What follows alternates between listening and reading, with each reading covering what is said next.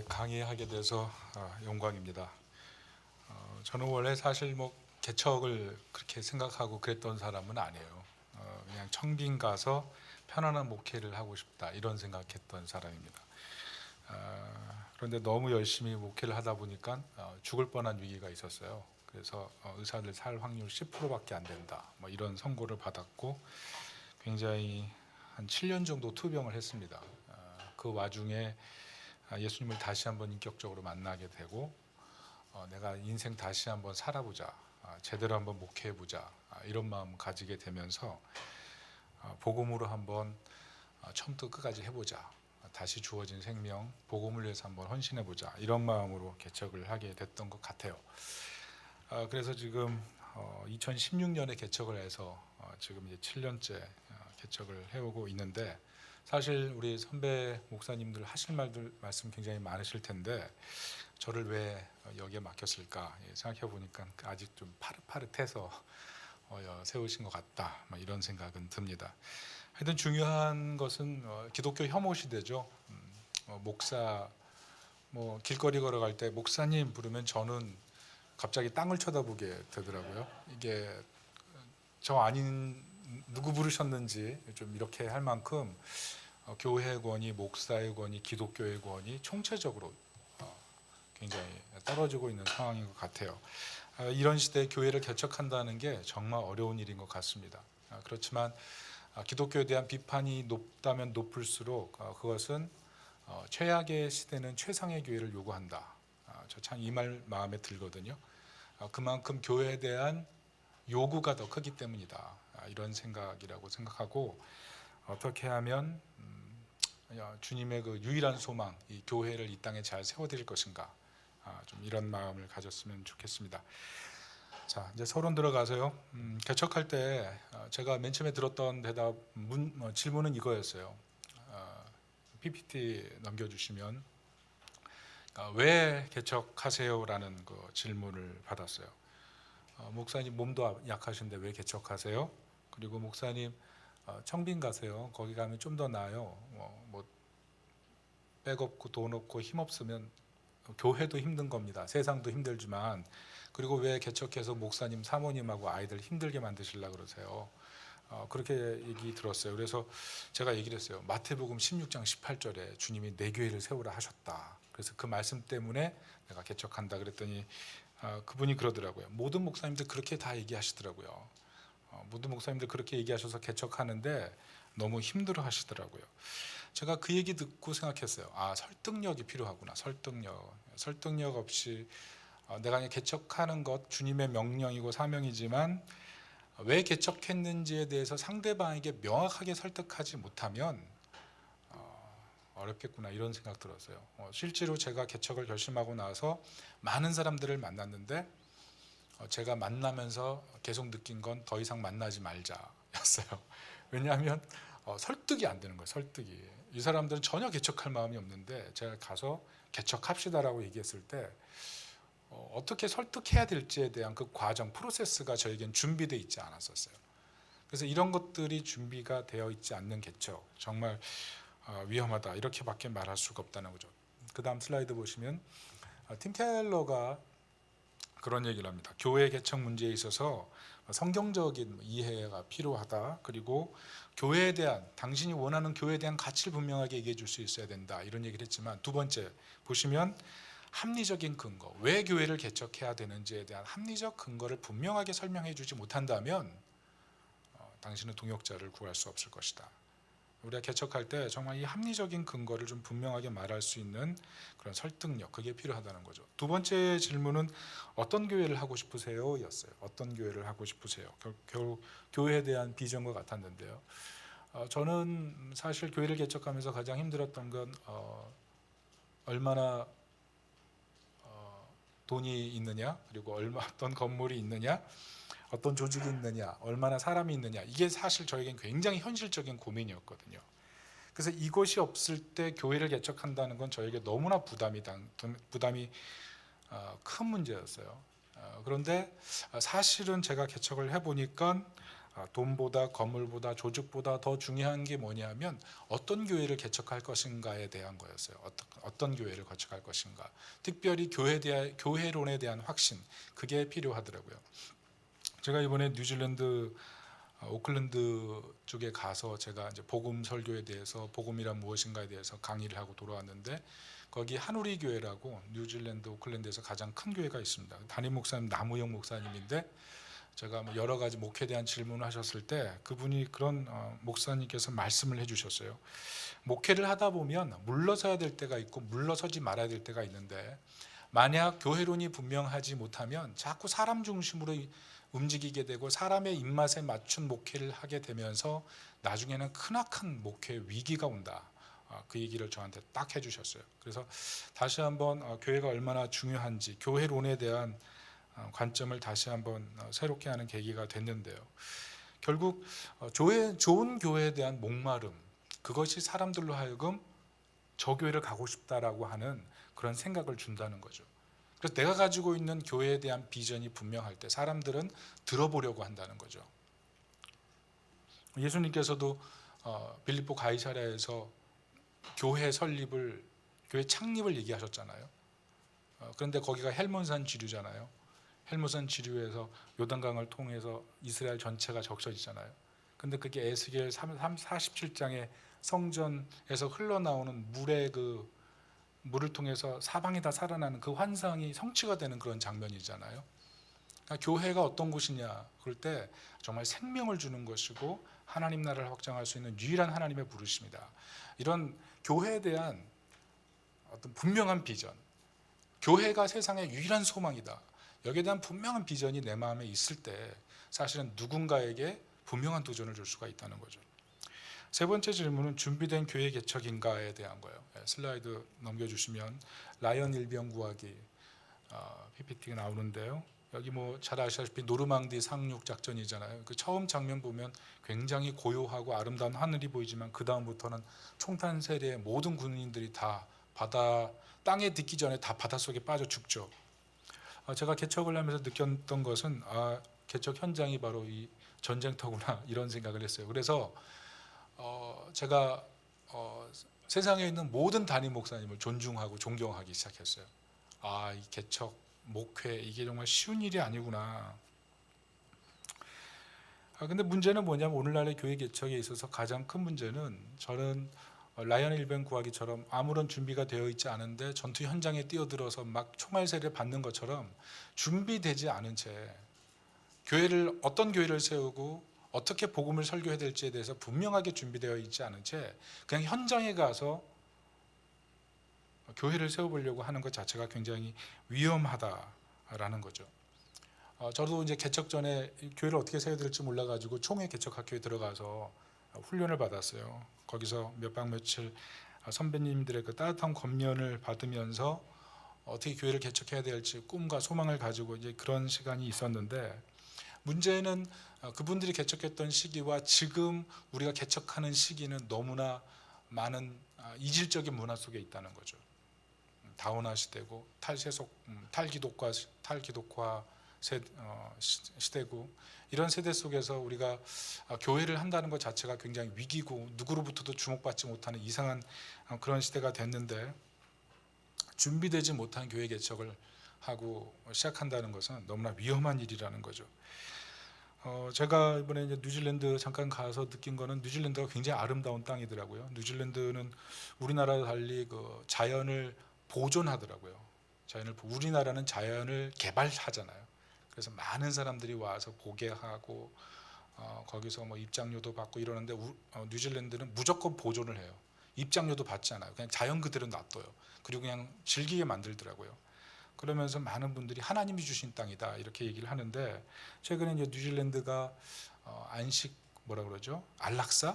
안락사법 통과되고, 그리고 동성애법 통과되고, 그래서 놀이터 같은 데 가면요, 화장실 여성 남성 있고 표식 없는 화장실이 있더라고요.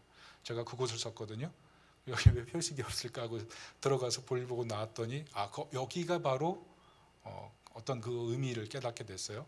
근데 많은 분들이 하시는 말씀이 여기가 선교사들이 와가지고 교회를 세우고 아름답게 기독교하던 땅인데 이제는 완전히 바뀌었다는 거죠. 그리고 실제로 그 뉴질랜드 백인을 자기네 사람들은 이제 키위라고 불러요. 그 뉴질랜드에 그 키위라는 새가 있거든요. 근데 키위라고 부르는데 그 키위들이 세운 모든 교회가 지금 대부분 한인들과 통합해서 예배를 드립니다. 대부분 키위 교회가 다 한인화되어 가고 있고 한인들과 연합하면서 이제 키위들의 교회가 사라져가고 있는 형편이더라고요. 그만큼 현실적으로 제가 밖에 나가서 잠깐 느낀 게 앞으로 세대가 문화가 조금만 달라지면 얼마나 위험한 세대가 올 수 있는가 이런 것들을 보게 됐는데요. 여러분 아시다시피 미국 교회도 100개 교회 개척하면 75개 교회가 사라진다 그러잖아요. 그리고 10%의 교회만 자립한대요. 근데 한국 교회도 마찬가지죠. 지금 PPT 보시면 뭐 이번에 107회 총회에서 발표한 거죠. 5년 동안 47만 명 줄고 그리고 지난해만 424개의 교회가 문을 닫을 만큼 교회 상황이 좋지 않다는 거죠. 이런 상황에서 그 다음 슬라이드 보시면 MH 개척. MH 뭔지 아시죠? 맨땅 헤딩. 맨땅 헤딩 한다는 거 이거 이제 쉬운 일이 아니라는 거죠. 쉬운 일이 아니라는 거예요. 옆에 보면 IFC 빌딩이라 그러는데 저희 교회가 여의도랑 가까워요. 그래서 여의도에 이제 가끔 어쩌다 이제 갈 일이 있는데 어떤 분이 저를 부르셔가지고 IFC 빌딩에 갈 일이 있었어요. 그래서 이제 가게 됐는데 거기 가니까 제 핸드폰이 마침 고장 나가지고 애플 스토어에 들어갔거든요. 근데 거기에 애플 스토어에 청년들이 꽉 차 있더라고요. 이 청년들이 우리에게 얼마나 좋을까 이런 생각했는데 거기는 뭐 최신 첨단 기기와 사고 싶은 모든 애플 그게 다 있는 거예요. 뭐 애플 쓰시는 분들은 알지만 애플 핸드폰, 아이패드 그리고 애플워치 그리고 맥 모든 것을 다 하나씩 구비해 놓고 그렇게 고백하고 싶죠. 다 이루었다. 근데 거기 다 몰려 있는 거예요. 다 몰려 있어요. 그것을 보면서 정말 저렇게 정말 문명화된 이런 세상 속에서 저렇게 버라이어티한 물건들을 구매하고 살 수 있는 이런 시대에 개척 맨땅 헤딩해가지고 아주 지하에 준비되지 않은 장소에 사람들이 온다는 것 자체가 지금 시대는 굉장히 이게 어떻게 보면 합리적이지 않은 얘기구나 이런 생각이 들었다는 거죠. 저도 이제 개척을 한 지가 좀 됐습니다만 처음에 교회 개척할 때 저는 5천 교회에서 지원받고 3년 안에 5천 갚아라 이런 얘기 들었습니다. 그리고 매달 150만 원 지원 3년 받았어요. 그래서 어떻게 할까 고민하다가 150만 원 지원받은 것을 3년 동안 모아가지고 4년째 돈을 다 갚았어요. 저는 굉장히 스스로 잘했다고 생각했거든요. 그런데 그동안 저희 가정은 재정적인 엄청난 어려운 상황에 직면했던 거예요. 매달 150만 원이라면 이게 작으면 작지만 이게 현실적으로 굉장히 큰 돈이었던 거예요. 뭐 이런 얘기해서 죄송하지만 저희 그 아이 중에 한 명은 저희 개척하는 동안 계속 인스턴트만 사 먹은 거예요. 그래가지고 2년 동안 그거 먹다가 결국 내장 기능에 문제가 생겨서 소화력을 잃어버린 거예요. 그래서 정말 그 힘든 시간을 보냈던 것 같아요. 또 한 명은 학교에서 트러블이 생겼는데 그 트러블 때문에 뭐 학교에서 생기는 이런 갈등이 있잖아요. 그 갈등 때문에 한 2년 정도 학교를 못 가고 그 개척 상황 속에서 저는 몰랐던 거죠. 그냥 개척하고 빨리 돈 갖고 자립하고 좀 더 많은 사람 살리고 이런 것이 저의 어떤 큰 타겟이었는데 현실적으로 이 재정적인 궁핍함이 아이들에게 주는 타격 그리고 개척하면서 정서적인 돌봄을 제대로 주지 못해서 자녀들에게 오는 타격 이런 것들을 현실적으로 경험하니까 내가 왜 개척했지라는 사실 그런 질문을 스스로에게 깊이 던지지 않을 수 없었다는 거죠. 여러분 아시다시피 슬라이드 보시면 한국 교회 60% 이상이 30명 이하 교회입니다. 자립하지 못하는 교회들 굉장히 많고요. 이번 코로나 때 많은 어려움을 겪었죠. 그래서 제가 여러분에게 말씀드리는 것은 교회 개척하지 말라가 아니고 준비된 교회 개척이 그만큼 더 필요하다는 거죠. 준비된 교회 개척. 누가복음 14장 28절 보시면 이렇게 써 있잖아요. 너희 중에 누가 망대를 세우고자 할진대 자기의 가진 것이 중공기까지의 족할는지 먼지 한 자 그 비용을 개선하지 아니하겠느냐. 그래서 그냥 뭐 개척할 때 떠밀려서도 하고 어쩔 수 없이 또 하고 뭐 해보지 않으련 이런 마음 뭐 이런 얘기 들어서 개척도 하고 그렇지만 성급한 교회 개척은 잘못하면 교회를 개척하자마자 신생아가 중환자실에 들어가는 것처럼 그렇게 위기 상황을 스스로 만들 수도 있다는 거죠. 제가 이제 오늘 강의를 하게 된 건 참 영광스럽게 생각하는데 특별히 제가 개척하면서 제가 정말 영광스럽게 생각하는 것은 무엇이냐면 팀 켈러를 먼저 만나서 충분하게 개척에 대한 어느 정도 이해를 했기 때문에 지금까지 버텨왔지 않나 이런 생각이 듭니다. 여러분 아시다시피 팀 켈러가 뉴욕에서 목회했잖아요. 맨하탄에서 목회했는데 맨 처음에 거기서 기독교 복음화율이 한 0.5% 됐다 그러죠. 그렇지만 7년 목회하고 지금은 뭐 기독교 인구가 한 3.5%까지 이렇게 늘었다고 그러잖아요. 한 7배 정도 성장을 했는데 그분이 맨 처음에 교회를 개척할 때 이런 말을 들었대요. 슬라이드 한번 보여주십시오. 하나님을 말하다라는 책인데요. 이렇게 써 있어요. 예수를 믿어야 한다는 식으로 얘기하지 마세요. 여기서는 당장 편협한 인간으로 취급받을 것입니다. 이게 하나님을 말하다 책을 보면 나오는 내용이거든요. 개척했을 때 누구에게도 환영받지 못하는 상황에서 교회 개척을 했다는 거죠. 그런데 팀 켈러가 이 지역 사회를 변화시키고 복음 문화를 만들어가고 또 교회도 성공적으로 잘했고 지금 분립해가지고 한 5개까지 이렇게 나눠서 여러 사이트에서 지금 교회를 운영하고 있는데요. 그분이 잘했던 게 2가지예요. 첫째는 상황화된 복음 설교, 두 번째는 상황화된 교회 개척, 준비된 교회 개척. 이 부분을 굉장히 잘했다는 거죠. 그래서 저도 사실 이 팀 켈러의 어떤 교회 개척 운동을 보면서 저도 도전을 받고 개척하게 된 거예요. 특별히 팀 켈러 목사님이 맨하탄에서 시작했던 게 뭐냐면 비신자들 만나는 거였대요. 교회를 딱 열고 교회 사람들 뭐 와라 이게 아니고 비신자들을 접촉해서 그 사람들이 무엇을 원하고 그 사람들이 왜 교회를 나오지 않는지 그런 얘기들을 다 탐문하고 들으면서 때로는 카페 문이 닫혀서 쫓겨날 때까지 비신자들과 만나서 일주일에 한 25명씩 만나면서 계속 얘기하면서 어떤 교회를 만들고 어떤 설교를 해야 될 것인지 구체적인 플랜을 세우고 교회 개척에 본격적으로 뛰어들었다는 거죠. 그냥 교회 개척 시작한 게 아니라 비행기 타고 계속 왔다 갔다 하고 충분한 정보를 연구하고 사람들을 만나면서 설교하고 준비하고 그래서 결국 비그리스도인 그리고 낙심한 그리스도인 모두를 다 품는 그런 교회를 성공적으로 런칭하게 된 거죠. 그래서 저도 어떤 꿈을 가지게 됐냐면 한번 팀 켈러처럼 비신자들 만나가지고 나도 한번 부딪혀보자 이런 생각을 하게 된 거예요. 그래서 우리 교회 비전이 뭐냐면 비신자, 낙심자, 초신자 대상 목표 수평이동보다 초신자, 비신자, 낙심자 이 사람들을 타겟으로 하는 교회 개척을 하기로 결심을 한 거예요. 저는. 그래서 뭐 수가 막 몰려들고 뭐 이런 거보다 그냥 제대로 한번 해보자. 분명히 아마 맨 처음에 제가 청빙을 생각했을 때였다면 아마 이런 생각 절대로 하지 않았을 것 같아요. 그런데 팀 켈러를 만나면서 제 생각이 완전히 좀 뒤집어진 거죠. 그런데 소망이 있는 건 지금도 여전히 교회를 개척해서 개척교회를 성공적으로 하는 사람들이 나오고 있다는 거죠. 최근에 어떤 분 얘기 들었는데 그분 교회는 만나교회와 선한목자교회에 개척을 한 교회예요. 성도가 30명, 코로나 때는 10명밖에 출석하지 않는 교회였어요. 그래서 몇 년 동안 정말 힘든 시간이었는데 목사님과 사모님이 결심을 했대요. 저녁 5시부터 오후 7시까지, 오후 5시부터 저녁 7시까지 한번 전도해보자. 전도지 만들지 않고 그냥 단순히 조그만 하나 종이 적어가지고 전단지처럼 만들어서 2시간씩만 전도해보자. 어떻게 됐을까요? 저희가 거기서 굉장히 소망을 발견했는데 한 달 전도했는데 120명이 교회에 모였다는 거예요.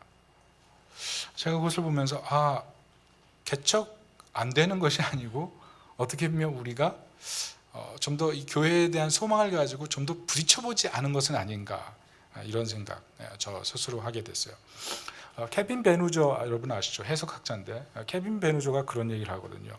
이 시대의 특징이 뭐냐면 의미를 상실했다는 거예요. 그러니까 성경을 보면서 텍스트를 보면서 이 텍스트에 대한 의미 자체를 인정하지 않기 때문에 의미를 상실한 시대라는 거죠. 그래서 의미를 상실한 시대이기 때문에 케빈 버누저의 얘기는 진정한 의미를 던져주면 사람들은 즉 진정한 의미를 들으러 온다는 거죠. 그 얘기를 하거든요. 제임스 스미스 같은 경우에는 그런 얘기를 하잖아요. 예배의 대상이 굉장히 이 시대에 많아졌다. 그래서 진정한 예배의 대상을 찾는다. 이런 얘기를 하잖아요. 그래서 우리가 이 교회가 정말 진정한 의미를 가지고 있고 그리고 진정한 예배의 대상이 되시는 분이 계시다는 그런 확신을 가지고 도전해 본다면 비록 돈 없고 빼곡고 뭐 힘없고 모든 것 준비 없어도 우리가 분명한 복음에 대한 확신, 이런 어떤 상황에 대한 복음 개척에 대한 그런 비전을 가지고 나가면 건강한 교회를 세울 수 있다. 여러분, 이런 비전과 소망을 가지고 나갈 수 있기를 축복합니다. 본론으로 들어가 볼게요. 슬라이드가 굉장히 많아서 좀 빨리 진행해야 될 것 같은데요. 팀 켈러, 교회 개척이란 무엇인가, 이런 얘기를 했어요. 어떤 도시에서 그리스도의 몸을 숫자적으로 성장시키기. 숫자 얘기하면 보통 뭐 이렇게 세속적으로 평가하잖아요. 그런데 저는 이 얘기 듣고 굉장히 마음에 좀 위로가 됐어요. 숫자 중요하지. 숫자는 무시할 수 없는 거잖아요. 그런데 이 숫자가 뭐냐 하면 복음이 듣고 싶어서 오고 싶은 숫자예요. 복음이 듣고 싶어서 오고 싶은 숫자. 그러니까 의미를 의미 있게 얘기해주고 예배의 대상이 왜 예배의 대상인지 분명하게 얘기해주는 이 세속화 시대에 정말 제대로 한번 진정성 있는 삶을 살아보려고 하는 사람들, 그 사람들에게 던져줄 수 있는 그 복음이 있는 사람, 그 사람을 사람들이 어떻게 보면 도리어 더 찾는 시대, 그런 시대가 됐다는 얘기죠. 두 번째는 교회 개척은 한 도시 안에 있는 교회를 연속적으로 조직으로 갱신시키고 부흥시키기 위한 가장 중요한 하나의 전략이다, 이렇게 얘기를 했는데요. 여러분, 왜 교회 개척의 중요성을 얘기하냐면 그것은 예수님께서 먼저 교회 개척에 대한 얘기를 하셨기 때문이다. 이게 팀 켈러가 이런 얘기를 해요. 그 세 번째 거기 보면 이렇게 얘기 나오잖아요. 지상 명령은 단지 제자 삼으라는 부르심만이 아니라 세례를 주라는 부르심이다. 팀 켈러가 그런 얘기를 합니다. 세례를 주라, 이 말은 예배 공동체를 의미한다. 예배 공동체를 의미한다. 다시 말해서 교회를 세워라, 이 의미라는 거죠. 그래서 우리 초대교회를 보면 사도행전에 보면 계속 흩어져서 했던 일이 뭐냐면 결국 교회를 세우는 일이에요. 집집마다 교회를 세우고, 결국 바울의 전략도 결국 도시에다 교회를 세우는 거였잖아요. 그죠? 팀 켈러가 이런 얘기를 합니다. 그 다음 슬라이드 보시면 한 나라에 영구적인 영향을 미치는 방법은 주요 도시를 관통하는 것이고, 한 도시에 영구적인 영향을 미치는 방법은 그 도시에 교회를 개척하는 것이다. 교회를 개척하는 것이다. 왜냐하면 교회가 새로운 문화를 만들어낼 수 있다는 거죠. 그 다음 슬라이드를 보시면 우리는 이제 사실 교회를 개척한다고 할 때 기성교회, 지역사회에 영향력을 끼치고 있는 교회, 그런 교회를 보면 개척할 때 그 근처에는 가지 않으려고 하는 그런 마음이 있잖아요. 저도 제가 이제 교회를 개척할 때 제 옆에는 지금 당산역이고 저희가 있는 곳은 이제 선유도역인데, 당산역은 교회가 메모드 교회가 그래도 좀 있어요. 제가 그 사이에 들어가서는 도저히 살아남을 수 없을 것 같더라고요. 그래서 선유도에 왔는데 선유도는 한 24,000명 되고 교회가 한 두세 개밖에 없는 그런 지역이었어요. 그래서 여기서 해야 되겠다. 그래서 이제 시작을 했는데요. 여러분, 기성교회보다 새로운 교회의 강점이 있습니다. 그 강점이 뭐냐면 전통교회보다 훨씬 더 새로운 문화적 그룹, 새로운 사람들이 들어오기 쉽다는 거죠. 새로운 사람들. 우리 교회도 비신자, 불신자, 낙심자 대상이지만 기성교인들 한 50%, 40%, 그리고 나머지는 초신자, 불신자, 낙심자, 거의 다 그렇게 구성되어 있거든요. 되더라고요. 개척교회를 찾는 사람들이 있어요. 그리고 개척교회를 찾는 사람은 정말 생자들 많아요. 그리고 낙심한 사람들, 그리고 정말 진리를 찾는 사람들, 이런 사람들이 오더라고요. 여러분, 그 새로운 교회는 팀 켈러의 센터처치 책을 보면 그런 얘기를 해요. 비신자를 새 멤버로 얻는 비율이 60%에서 80%다. 기성교회는 수평 이동을 하지만 새로운 교회는 새로운 사람들, 새롭게 믿음을 가져보려고 하는 사람들이 들어온다는 거죠. 그래서 새롭게 교회를 개척하는 것에 의미가 있다는 거예요. 결코 그냥 교회를 개척했는데 그냥 아무도 안 오는 게 아니고 진리를 찾는 그런 사람들이 호기심을 가지고 알아보려고 다가온다는 거죠. 그리고 또 하나는 제가 개척하기 전에 이제 제 은사 목사님 한 분 찾아갔어요. 그랬더니 이제 그분이 이제 지금 한 27년, 8년째 담임 목회하고 계시거든요. 제가 그랬어요. 목사님 청빙이 좋을까요? 담임 목회 개척이 좋을까요? 그랬더니 고민을 쭉 얘기하시다가 그런 말씀하셨어요. 내가 담임 목회 지금 뭐 20몇 년째인데 이 교회가 내 교회 같은 건 20년째였어. 이런 얘기를 하셨어요. 20년째 되니까 이 교회가 내 교회 같다는 얘기를 하시는 거예요. 그래서 제가 속으로 어떤 생각을 했을까요? 담임 목회가 보다는 개척해가지고 탄탄하게 세워보는 게 훨씬 낫겠구나, 이런 생각을 하게 돼서 더 개척의 마음이 움직였다는 거죠.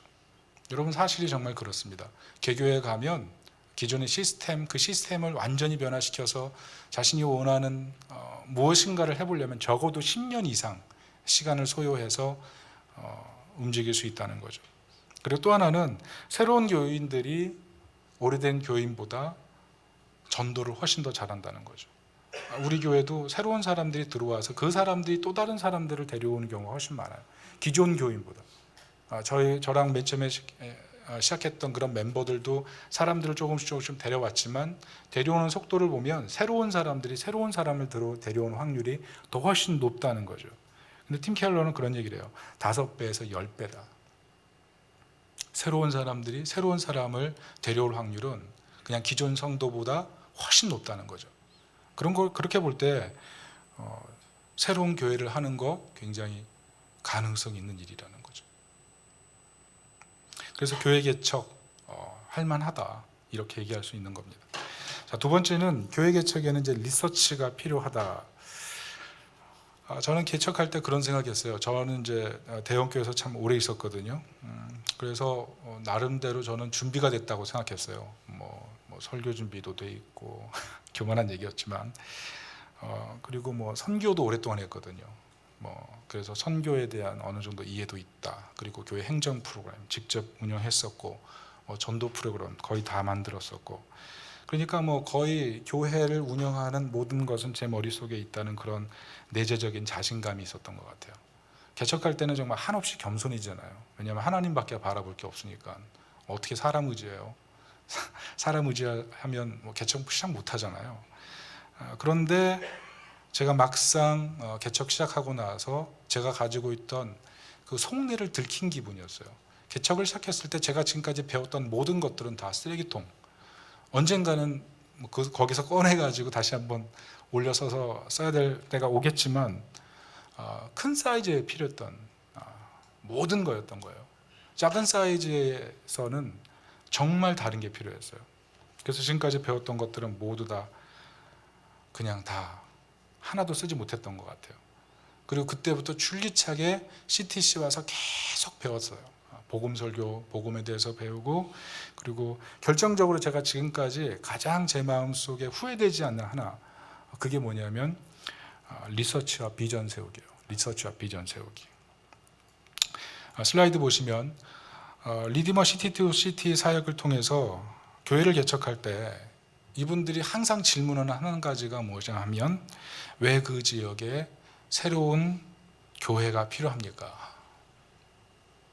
그 질문을 꼭 해요. 왜냐하면 그 다음 슬라이드 보시면 개척할 때 대부분 어떤 얘기를 하냐면, 나는 건강한 교회를 하고 싶어요, 대안적인 교회를 하고 싶어요, 선교적인 교회를 하고 싶어요, 미래를 연 교회를 하고 싶어요, 여러 가지 얘기를 하거든요. 그런데 과연 그것이 자신과 같이 교회를 시작한 사람들의 니드를 담은 얘기냐라는 거죠. 그리고 내가 들어간 지역사회가 목회자가 가지고 있는 비전을 정말 수용할 수 있는 지역이냐에 대한 거죠. 그게 전혀 없는데 그냥 내가 원하는 그 비전을 들고 들어간다고 하면 그게 과연 되는 것이냐라는 거죠. 저도 개척 시작할 때 비전 설명서를 만들었는데 12페이지인가 만들었거든요. 12페이지를 만들어서 다 써놓고 굉장히 뿌듯했는데 어떻게 됐을까요? 폐기. 다 버렸어요. 하나도 쓰지 않아요. 완전 새롭게 다시 해야 됐어요. 그 부분은 좀 이따 이제 설명을 하겠습니다. 근데 현장에 대한 이해가 굉장히 필요하다는 거죠. 팀 켈러가 교회를 성장시킬 때 세 가지 원리가 필요한데, 첫째가 복음에 대한 이해, 두 번째는 문화, 상황에 대한 이해, 그리고 세 번째가 도시예요. 도시에 대해서 이렇게 얘기합니다. 한번 슬라이드 보여주시겠습니까? 그 다음 슬라이드 보시면 도시에 대한 얘기를 팀 켈러가 이렇게 얘기해요. 당신의 도시를 사랑하고 겸손으로 섬기고 그렇게 하라는 거예요. 그러면 도시가 당신을 변화시킬 것이다.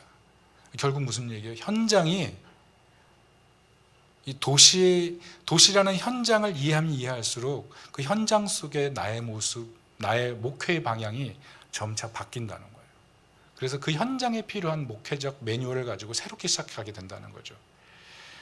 그러니까 맨 처음부터 그 교회 지역사회에 대한 정보를 충분히 이해하고 출발하는 것과 나중에 이해하고 새롭게 출발하는 것은 어떻게 보면 시간의 낭비가 있다는 거죠. 저 같은 경우에는 시간 낭비를 한 케이스고.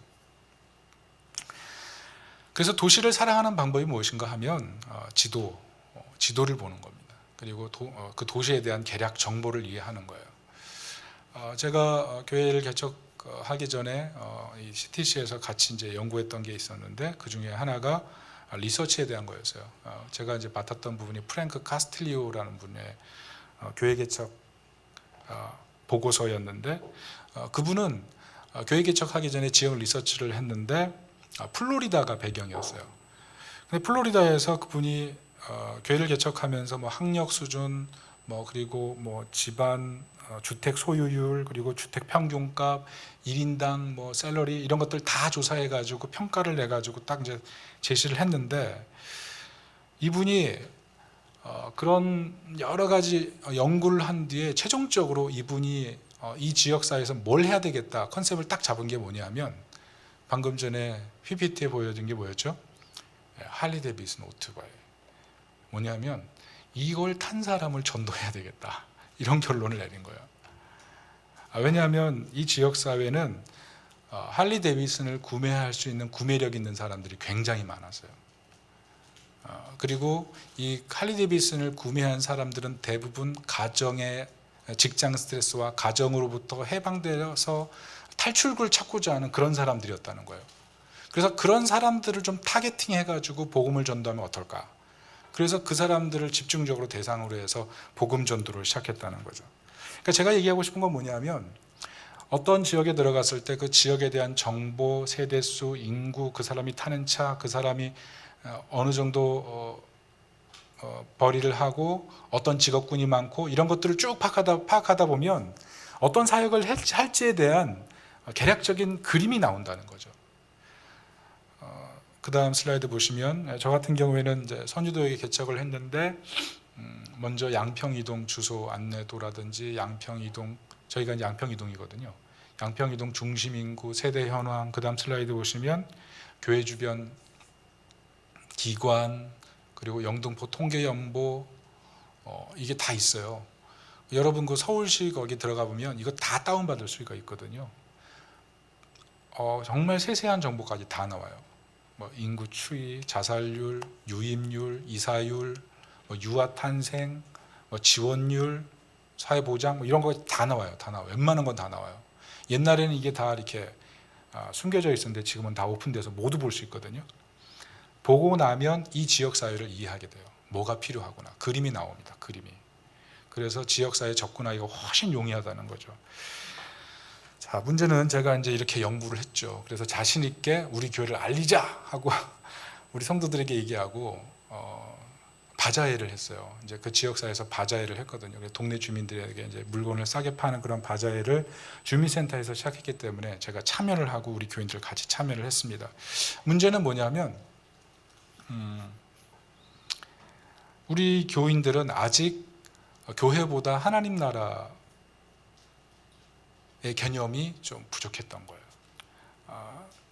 우리 교인들은 제가 충분하게 교육시키지 않은 채 그냥 저의 의욕이 먼저 앞서서 이 동네에 교회를 알려야 된다는 그런 소명감만 더 강했던 것 같아요. 근데 뚜껑을 열다 보니까 바자회를 해서 2번이나 하고 가정도 새로 등록을 하고 지역 주민들에게 우리 교회도 알릴 수 있는 기회가 됐지만 교인들은 하고 싶어 하지 않았던 거예요. 그래서 결국 하지 않았거든요. 우리 기존에 저랑 교회를 시작했던 그 교인들의 마인드셋, 그게 뭐냐면 전에 있던 교회의 마인드셋이에요. 저희 한 10가정 같이 나왔거든요. 그 교회의 특징은 뭐냐면 우리는 전국구 교회였다. 전국구 교회. 교회가 컸잖아요. 그러니까 전국에서 몰려오는 거예요. 그러니까 교회인데 지역사회와 지역사회보다는 전국에 영향력을 끼치는 교회인 거예요. 그러니까 동네 사람들이 오고 동네와 함께하는 그런 교회가 아닌 거죠.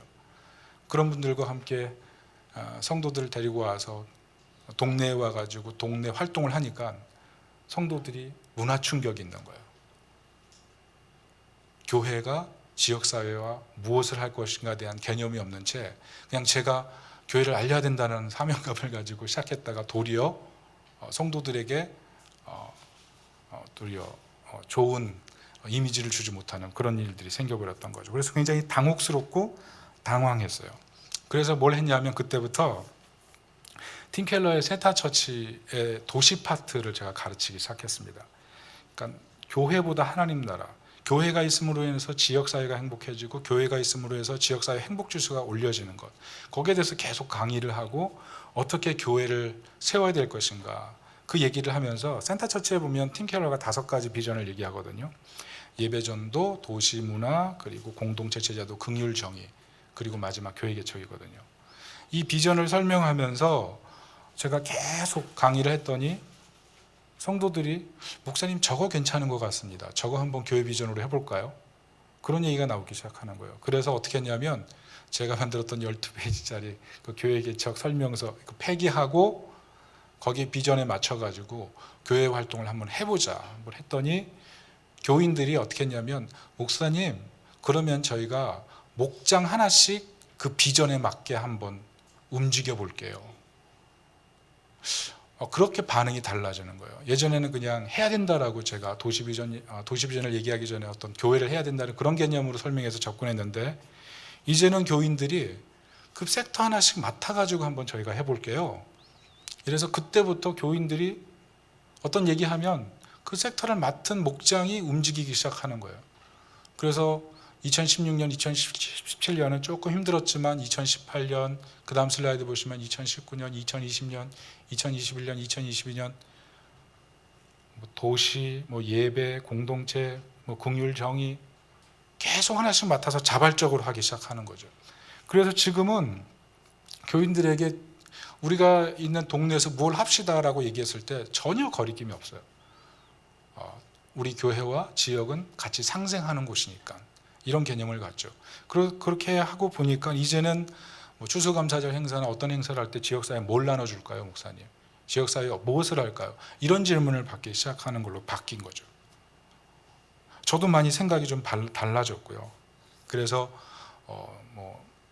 지역사회 1층 우리 동네는 좀 건물이 좀 다들 낮거든요. 1, 2층이거든요. 그래서 1층 같은 경우에는 1층에 세대에 있는 모든 사장님은 거의 다 저랑 이제 안면 트고 지내고 그래서 인사하고 전도하고 그러고 있습니다. 최근에는 우리 임대인도 이제 전도하기 시작했는데요. 우리 임대인이 어떤 분이냐면은 코로나 때 임대료를 올린 분입니다. 그래가지고 제가 마음속에 너무 실망해가지고 막 정말 기분 나빠하고 전화도 안 받고 이랬는데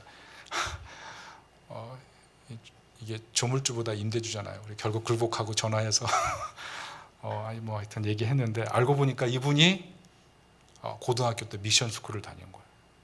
그래가지고 지금 이제 전도하고 열심히 이제 노력하고 있습니다.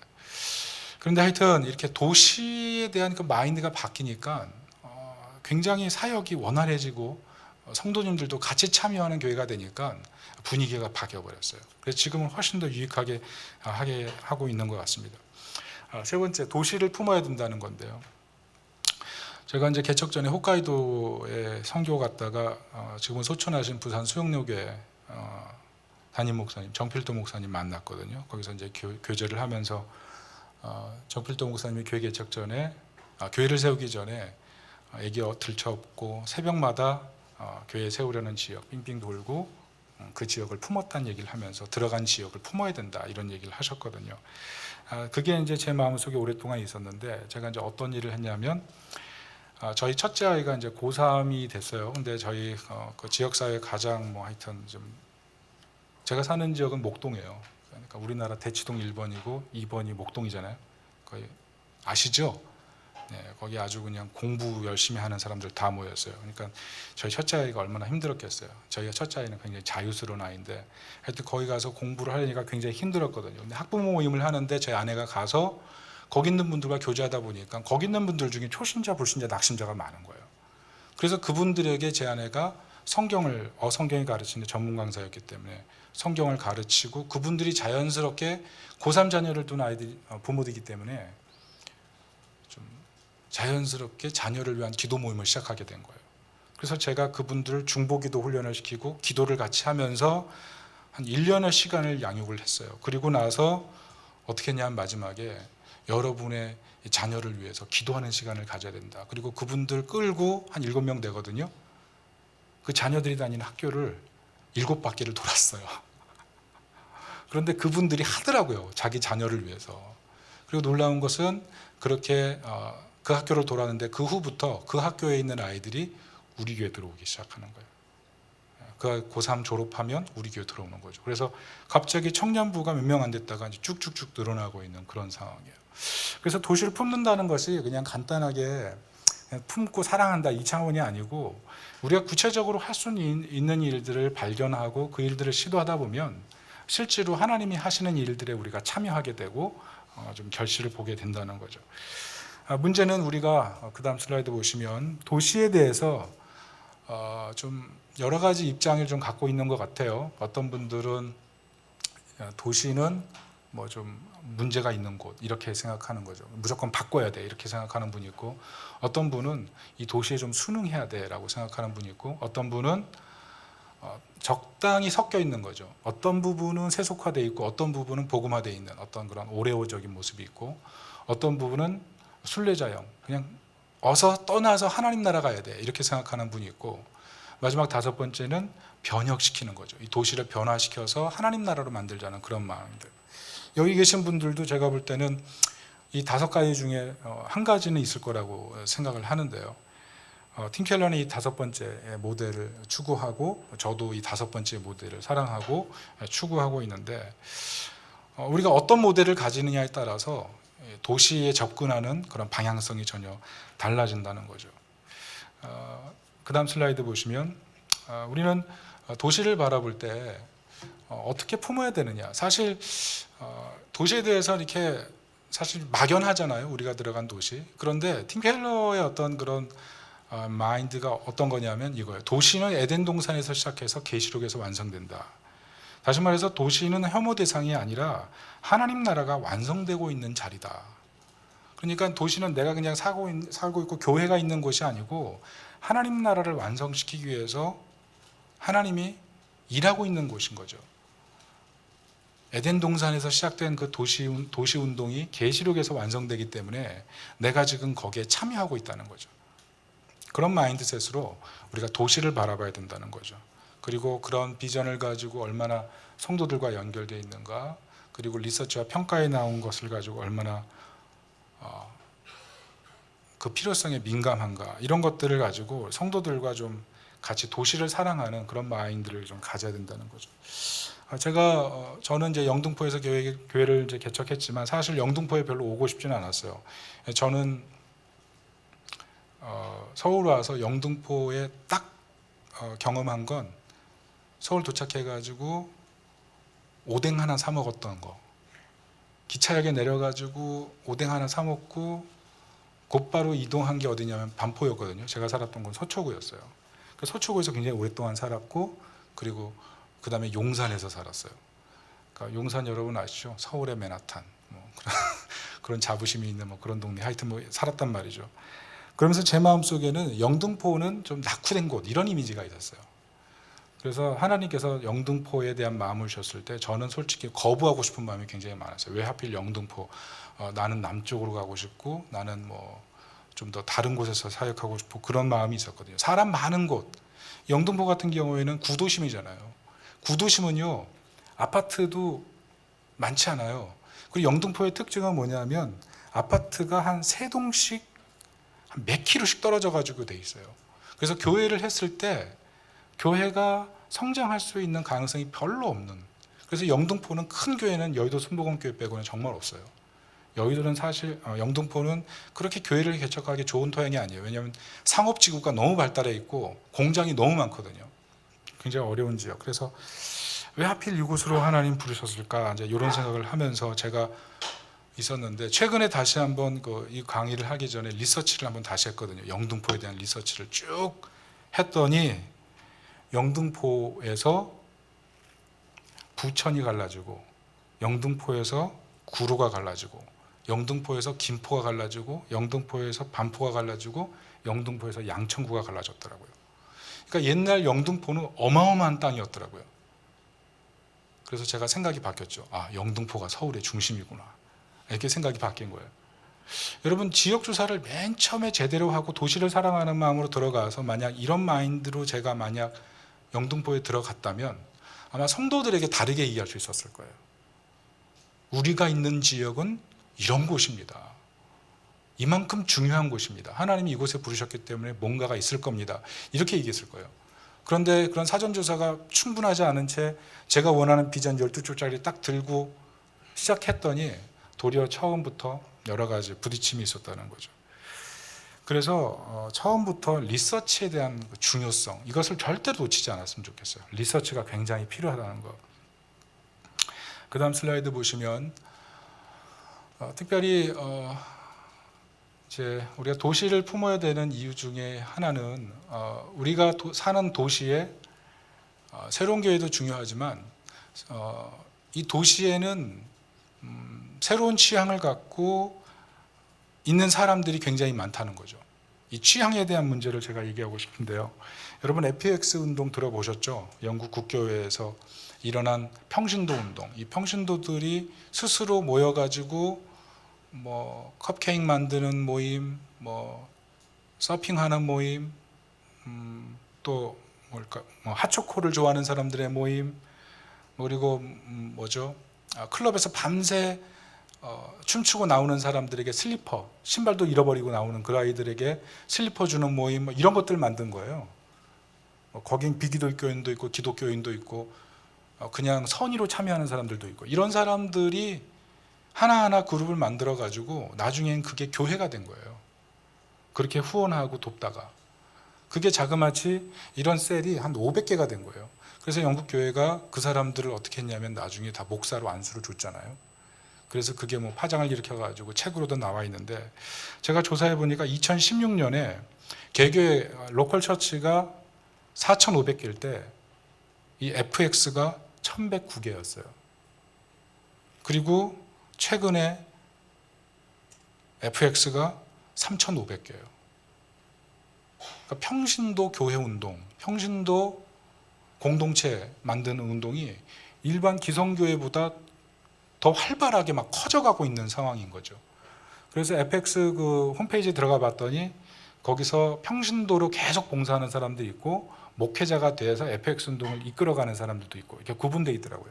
우리나라 같은 경우에도 지금 신학교에서 FX 교육 과정이 새로 신설이 됐잖아요. 그래서 거기에 참여하는 분들이 있는데, 여기서 지금 가장 중요한 게 뭐냐면 취향이에요. 취향. 사람들마다 취향이 있는데 그 취향을 가지고 공동체로 모였을 때 정말 하나 되고 싶은 마음이 강해서 흩어지려고 하지 않는다는 거죠. 그래서 그 사람들이 모여서 자기네들끼리 서로 섬기고 말씀 나누고 기도하다가 그게 교회가 되는데, 그냥 그 교회 안에서 계속 있고 싶은 거죠. 보시면 우리나라도 취향이 점점, 옛날에는 뭐 공동체 중심의 문화였다면 지금은 개별 중심의 문화로 많이 바뀌고 있는데, 제가 이번에 어떤 통계를 보니까 2019년부터 2022년까지 계속적으로 발전하는 게 뭐냐면, 나랑 취향이 갖고 비슷한 사람들과 나는 같이 있고 싶다, 그 사람들과 공동체를 형성하고 싶다, 이런 마인드셋이 점점 발전한다는 거죠. 그러니까 우리가 어떤 교회를 할 때 그 도시에 있는 사람들의 취향, 그 사람들이 어떤 취미를 갖고 있고 무엇을 원하고 있는지를 한번 조사해 보면 교회를 개척할 때 우리는 이런 교회를 하면 교회가 되겠다라는 그림이 나온다는 거죠. 그러니까 어떤 지역에 들어가려고 할 때 사전조사, 리서치, 적어도 한 페이퍼를 만들어 가지고 당신은 무엇을 좋아하고 어떤 취미를 갖고 있습니까 정도를 한번 조사해 보는 것만 해도 교회를 개척할 때 굉장한 자양분이 될 수 있다는 거죠. 자, 리서치가 필요하다는 것을 얘기했고요. 다음 슬라이드입니다. 이제 세 번째인데요. 하여튼 새로운 교회를 계속 만들 필요가 있습니다. 세 번째는 이제 비전 세우기인데요. 팀 켈러가 리서치와 더불어서 중요하게 생각했던 게 이제 비전 세우기입니다. 우리가 비전 세우기라는 것은 뭐 결국 여러분 아시다시피 현실적인 행동 계획을 만드는 거예요. 넘어가 보면 그 다음 슬라이드 보시면 비전을 세울 때 성경적 근거를 명료하게 하고 뭐 맥락을 중시하고 뭐 리더십 중시하고 뭐 이런 얘기예요. 거기 몇 페이퍼 보면 다 나오는데요. 그 다음 슬라이드 보시면 행동 계획을 세울 때 이것이 성경적인가 복음 중심적인가 이런 것들을 좀 분명하게 갖고 있어야 된다는 거죠. 특별히 이 교회에 대한 모습을 얘기할 때 사도행전에 나와 있는 그 초대교회에 나타났던 그런 모습들을 자신의 어떤 비전 설명서에 잘 집어넣어야 된다는 그 얘기를 하고 있는 겁니다. 다음 슬라이드. 그래서 특별히 제가 소개시켜주고 싶은 책은요, 초대교회의 길을 묻다라는 책인데요. 여기 보면 알렌 클라이더가 썼거든요. 책이 한 120페이지 정도밖에 안 돼요. 아마 덜 될 거예요. 그런데 여기 보면 이제 초대교회에 대한 얘기가 많이 나오거든요. 근데 그런 얘기가 있어요. 초대교회 사람들은 처음 만나서 인사하기 전에 서로 사랑했다. 이런 얘기가 나와요. 그러니까 믿지 않은 사람들이 볼 때 그 사람들은 덮어놓고 사랑을 주는 사람이었다. 그러니까 사실 그 사람들이 어떤 사람들이었냐면 문화 변증적인 삶을 살았던 거죠. 그들의 삶이 다른 사람들이 볼 때는 그 문화 속에서 완전히 충격적인 모습을 줬다는 거예요. 그래서 이런 책들을 좀 개척하기 전에 충분히 개척하시는 분들과 서로 쉐어링하면서 우리는 어떤 교회를 세울 것인가에 대한 마음을 나눈다면 좀 더 비전을 세울 때 좋을 것 같습니다. 그리고 그 다음 넘어가서요. 특별히 이제 교리적 기초인데요. 복음에 대한 이해, 복음은 모든 것을 변화시킨다, 복음은 공동체를 새롭게 한다. 이런 큰 틀을 가지고 좀 성경적 근거를 가지고 시작하면 좋을 것 같아요. 여러분 아시다시피 이 복음 설교와 윤리 도덕적 설교는 다릅니다. 여러분 이해하고 계시죠? 그래서 내가 목회자로서 나는 복음 설교를 하고 이 복음에 대한 이해를 분명하게 얘기해서 성도들에게 이해시켜서 그런 과정들이 필요할 것 같고요. 두 번째는 넘어가겠습니다. 이거는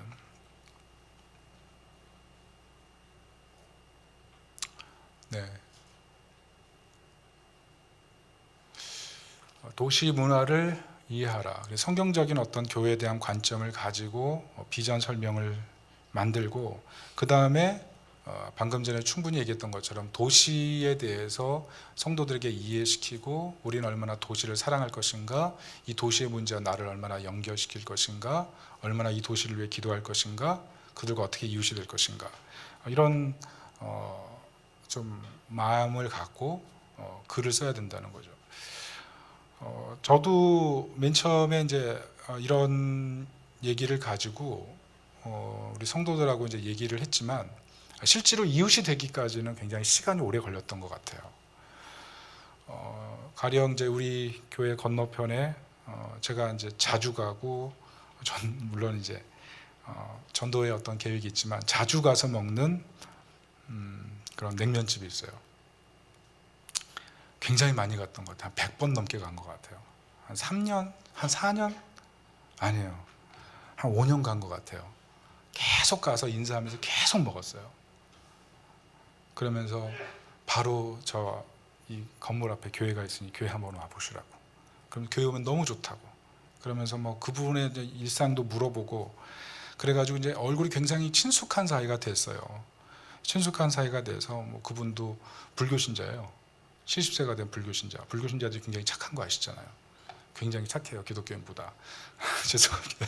근데 그분은 공덕을 쌓는 의미로 저한테 잘해주고, 저는 이제 복음을 전하기 잘해주고, 그래서 굉장히 친해졌거든요. 그런데 어느 날 이분이 너무 표정이 안 좋은 거예요. 그래서 물어봤어요. 오늘 왜 이렇게 표정이 안 좋으시냐고. 그랬더니 그럴 일이 있다고 그러더라고요. 그래서 그냥 그런가 보다 하고 음식을 먹는데, 그분이 오늘 좀 목사님 좀 자리에 앉아 계시라고. 그래서 제가 자리에 앉아 있었어요. 그랬더니 손님들 다 내보내고 나서 제 자리에 딱 앞에 와서 앉더니 하시는 말씀이 뭐냐면, 목사님 사실 제가 지금 너무 힘들다고. 그래서 뭐가 힘드냐 그랬더니, 사실은 자신의 아들이 한 일주일 전에 심장마비로 갑자기 죽었다는 거예요. 자기가 지금 불교인으로서 70세까지 살면서 그렇게 많이 공덕 쌓고 선행하고 그렇게 살아왔는데, 이렇게 아들이 황망하게 떠나서 결혼도 못하고 아들을 떠나보내니까 너무 미칠 정도로 힘들다는 거예요. 그러면서 그 얘기를 하면서 제 앞에서 눈물을 뚝뚝 흘리는데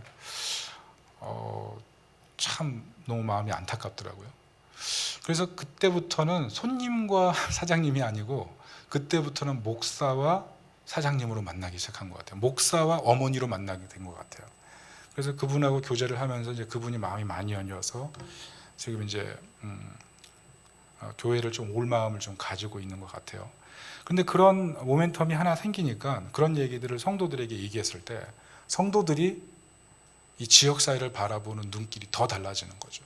그래서 지역사회에 더 들어가야 되는구나, 사람들하고 더 인사해야 되는구나, 더 마음을 열어야 되는구나.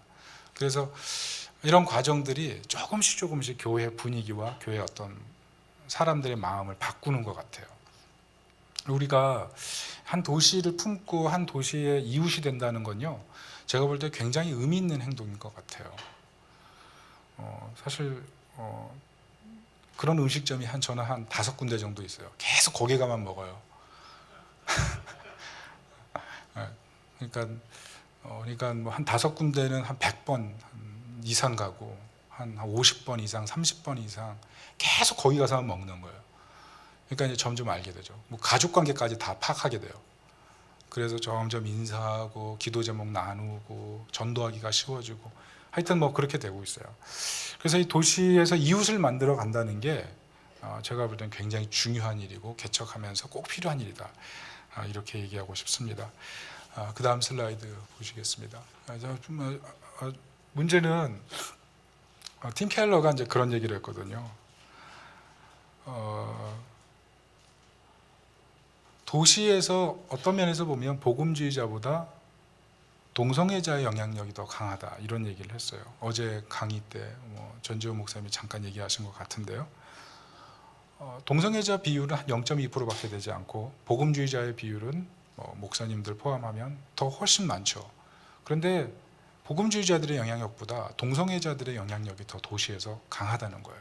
그 이유는 뭐냐면, 교회를 다니고 신앙생활을 하는 사람들은 도시 바깥에 나와서 점점 살기 시작한다는 거죠. 도시가 힘들고 도시가 어렵고 도시는 복잡하고 도시는 이미 하나님 나라가 아닌 것 같고, 도시 속에 들어가서 뭔가 한다는 건 너무 어렵고 버겁고, 이 빠듯한 직장생활에서 벗어나서 좀 더 교회로, 그게 미국 사람들의 어떤 생활이라는 거죠. 그 사이에 동성애자라든지 이런 사람들은 이 도시 안에 있는 어떤 문화 권력을 잡았다는 거예요.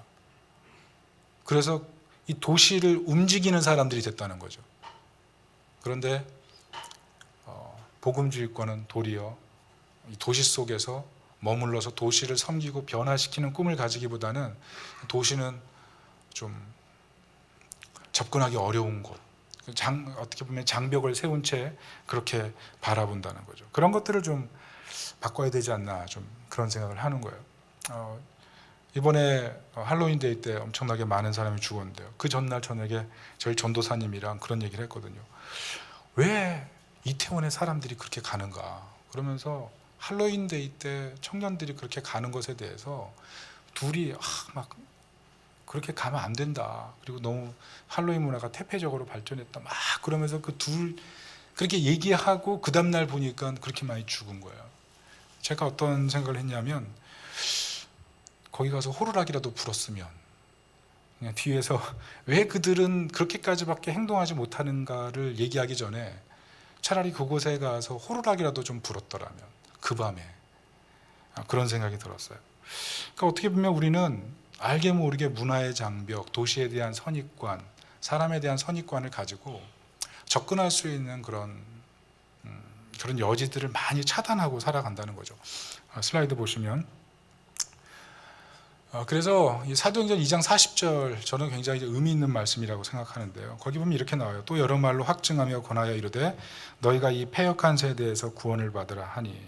자, 이 말은 무슨 말인지 알겠죠? 이 패역한 세대, 이 말은 결국은 죄에서 회개할 뿐만 아니라 문화, 세계관, 사고방식, 여기서 벗어나서 새로운 사고방식, 새로운 사고관, 새로운 문화 속에 들어가야 된다는 얘기를 해주고 있거든요. 결국 우리가 이 도시 속에서 얼마나 건강한 대학 문화를 만들어갈 것인가, 그게 어떻게 보면 교회 개척의 최종적인 지향점이 돼야 된다는 거죠. 그냥 우리가 교회를 세워서 교회가 잘 되고 안정적으로 운영하는 것에 그치는 것이 아니고 교회를 통해서 도시 속에 하나님 나라를 세우고 하나님 나라를 확장하는 그런 꿈을 가지고 들어가는 것, 그게 가장 좋은 교회 개척 방법이라는 거죠. 그 다음 슬라이드 보시겠습니다. 그래서 그런 어떤 행동 계획을 세운 다음에는 학습 계획하기, 교회 개척자의 독선이 아닌 공동체에 맞는 목표 공동체인가. 제가 아까 그런 얘기 했잖아요. 12페이지 작성한 거 폐기했다고요. 그리고 성도들에게 맡겼더니 성도들이 비전 같이 세워서 5가지 비전을 세웠어요. 그리고 나서 교회 개척에 대한 비전이 이제 우리 교회 중요한 비전이 된 거죠. 그런데 어느 날 어떤 선교사님이 오셨어요. 쿠바에서 오신 분인데 저한테 그런 얘기를 하시더라고요. 교회를 개척하려고 하는데 돈이 부족하다.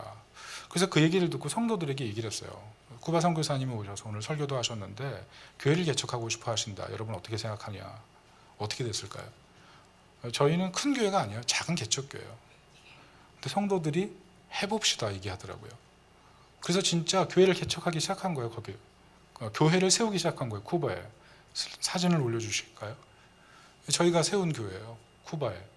그 다음 슬라이드 보시면 성도들이 직접 모여가지고 다 건축자재 세가지고 올리는 거예요. 만약 제가 맨 처음에 12페이지 가지고 그 12페이지 가진 거 가지고 계속 강조하면서 그것만 했다면 여기 오기 전에 아마 교회 문 닫아야 됐을 거예요. 그런데 성도들과 함께 참여하고 어떤 팀캐러의 도시 스피릿으로 서로 나누고, 그러니까 교회를 세워가는 것에 대해서 전혀 아무도 이의를 달지 않아요. 그리고 한번 해봅시다. 그래서 교회가 딱 세워진 거예요. 그러니까 성도들의 마음속에 어떤 마음이 생겼냐면 작은 교회도 강하다. 우리도 할 수 있다.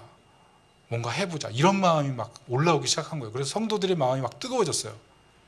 그런데 코로나가 터졌어요. 그래가지고 3년 동안 아무것도 못하고 있다가 요즘 다시 모여가지고 뭔가 해보려고 하는데, 문제는 뭐냐면 결국 얼마나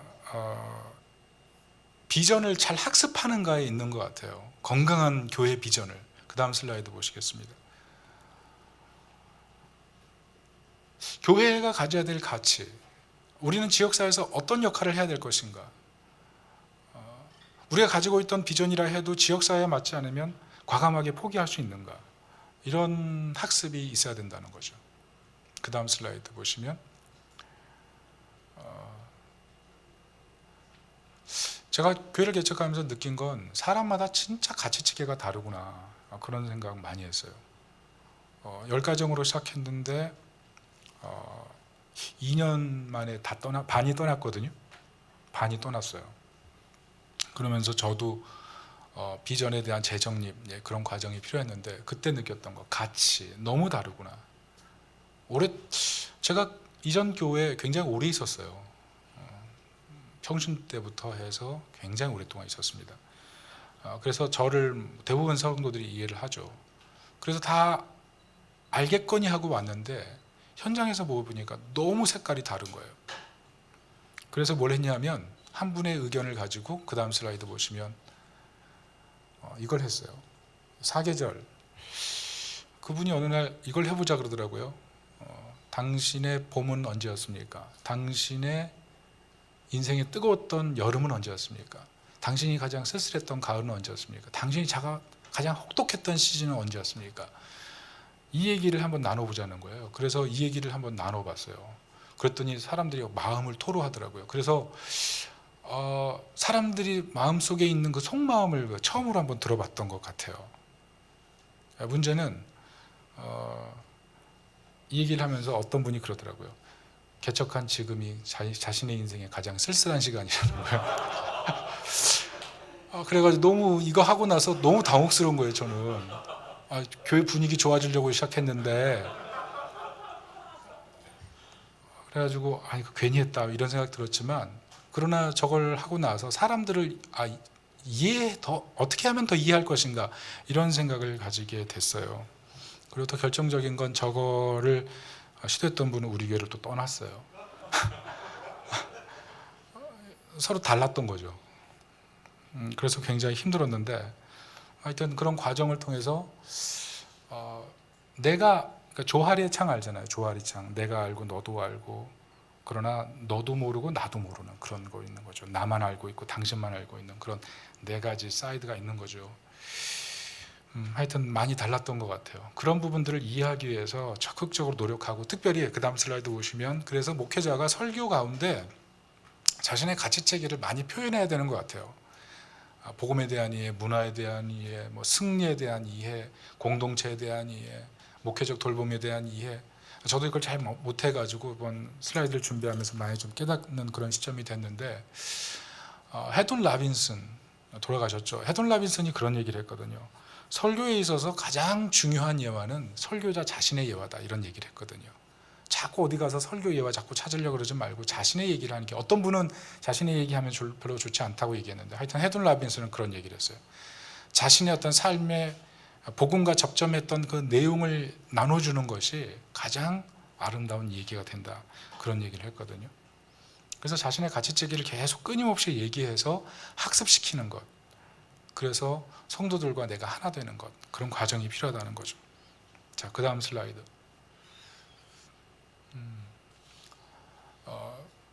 교회 설립에 대한 것인데요. 그리스도인을 세우고 섬기는 리더를 세우기까지 생각하고 있는가? 교회론적인 고민이죠. 사람을 세우는 것. 그 다음 슬라이드 보시면 두 가지 의견이 있잖아요. 개척하고 나서 첫째, 직분자 세우지 말라. 세워봤자 고생이다. 잘못 세웠다 교회 깨진다.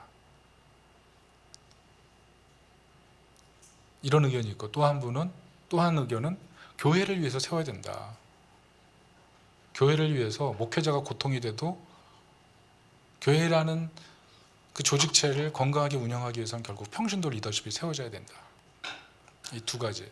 아마 여기 계신 분들 중에서도 교회 학을 떼서 개척하면서 다시는 직분자 세우지 않고 이런 교회 세우고 싶다, 이런 마음이 있을 거예요. 그런 분들 계실 거예요. 저도 지금 이 시즌이에요. 저도 직분자를 세워야 되느냐 말아야 되느냐, 이 고민을 요즘 하고 있거든요. 그래서 우리 선배 목사님들과 계속 얘기하고 결정을 내려야 되는 이제 그런 상황이 됐어요. 그런데 하여튼 중요한 것은 그 다음 슬라이드 보시면, 이 교회를 설립한다고 할 때 단지 어떤 지역을 잡고 임대료를 낼 수 있고 사람이 몇 명 모이고 이런 것도 중요한 문제지만, 내가 데리고 있는 이 사람을 잘 양육해서 하나님이 원하시는 리더로 세워가는 것, 이게 굉장한 개척하면서의 큰 비전이 돼야 된다는 거죠. 사람을 세워서 하나님이 원하는 사람으로 세우는 것. 네. 뉴질랜드에 계속 얘기해서 죄송하지만 이번에 갔더니 그런 얘기 하시더라고요. 하용주 목사님께서 그런 얘기를 하셨대요. 세계에서 가장 힘든 이민 목회가 어디냐?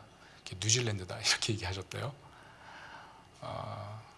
정말 가보니까 목회하다가 눈 머신 분, 귀 머신 분, 공황장애, 심장마비, 심지어 새벽 예배 인도하시고 나서 극단적인 선택을 하신 분까지, 그런 얘기를 들으니까 정말 만만하지 않더라고요. 그런 분들 모아놓고 제가 강의했거든요. 정말 쉽지 않더라고요. 그런 분들, 사실 목회 현장이 그런 고충들이 우리 따라오고 우리 마음을 굉장히 아프게 하는 일이 많은데, 이 교회를 세울 때 그냥 건물이 아니고 결국 사람이잖아요. 제가 오늘 GCI 고든 코넬 그 과정 잠깐 하고 왔는데 거기서 그런 얘기를 들었어요.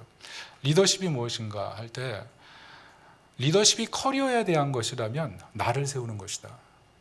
그런데 리더십이 소명에 대한 것이라면, 리더십이 하나님의 부르심이라는 그런 관점에서라면 이웃을 돕는 것이다.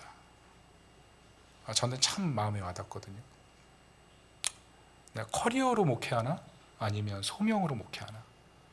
소명이라면 결국은 이웃 사랑인데, 과연 사람을 세우기 위해서 얼만큼 내가 노력했던가, 그 부분을 얼마나 희생했던가, 이런 고민들을 다시 한번 하게 됐던 것 같아요. 결국은 사람을 세우는 일, 이게 교회 개척을 할 때 처음부터 비전 안에 구상이 돼서 어떻게 사람을 키워서 어떻게 사람을 세울 것인가를 체계적으로 준비하는 것, 이런 게 우리 마음속에, 머릿속에 들어있어야 된다는 거죠. 그 다음 슬라이드 보시겠습니다. 그래서 교리 가르치고 특별히 교회를 양육하는 책임은 성숙한 남성이 가져야 됩니다. 이렇게 가르쳐주고, 그리고 사람들은 교회를 이끌 선택된 그룹에 무조건 참여되어야 됩니다. 이런 것도 가르치고요. 그래서 공동체의 중요성도 얘기해 줘야 된다는 거죠. 그 다음 슬라이드 보시면, 그리고 청지기로서 예산 헌신이 필요하다는 거, 그런 것도 가르쳐야 된다는 거죠. 그런 것들이 처음부터 체계적으로 가르쳐 줘야 된다는 거죠.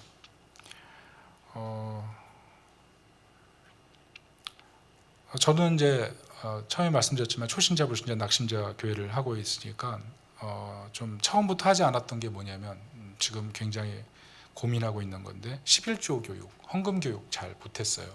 처음부터 이 초신자들 데리고 11조 헌금할 이걸 못하겠더라고요. 그래서 오랫동안 제대로 하지 못했어요. 그런데 문제는 뭐냐면, 오랫동안 하지 못했더니 기존에 있던 믿음 약한 분들도 헌금을 점점 안 하기 시작한다는 거죠.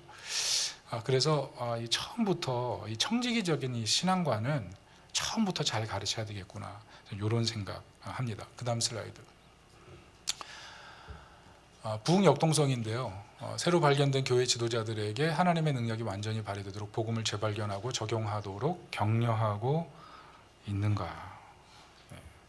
끊임없이 이 말은 복음을 가르치고 양육해야 된다는 그런 얘기로 보시면 될 것 같아요. 그래서 항상 이제 복음 설교하고, 저 같은 경우에는 양육에 시간을 참 많이 쓰게 되는 것 같아요. 코로나 때부터 해서 더 집중적으로 양육했던 것 같아요. 한 6개월 정도씩 끊임없이 줌으로 계속 양육해서 새가족도 훈련시키고, 그 다음 슬라이드 보시면 가스펠 센터 처치가 저 책은 목자들과 다 쉐어를 끝냈고요. 그리고 성도들에게 계속 복음으로 설교하고 있고, 그 다음 책은 복음 중심적 삶인데요. 지금 저희 교인들 중에 한 80%는 저와 1대1, 1대2, 1대3으로 저걸 다 끝냈습니다.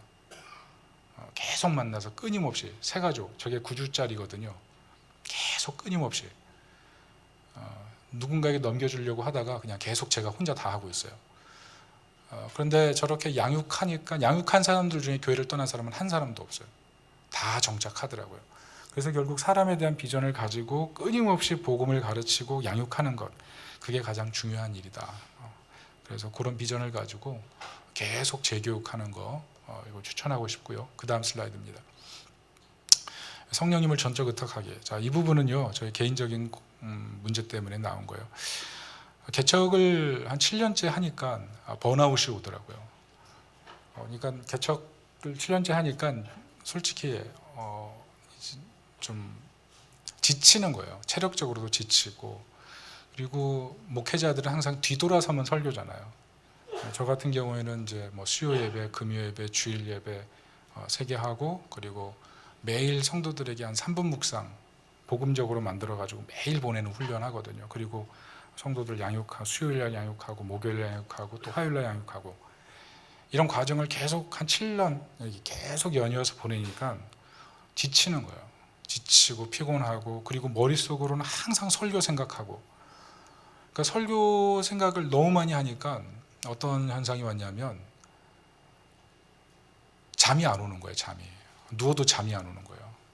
그래서 머릿속에 계속 설교 생각만 하는 거죠. 수면 부족이 오는 거예요. 불면증이 오기 시작하는 거예요. 그래서 이런 생각 들더라고요. 이대로 가면 죽겠다.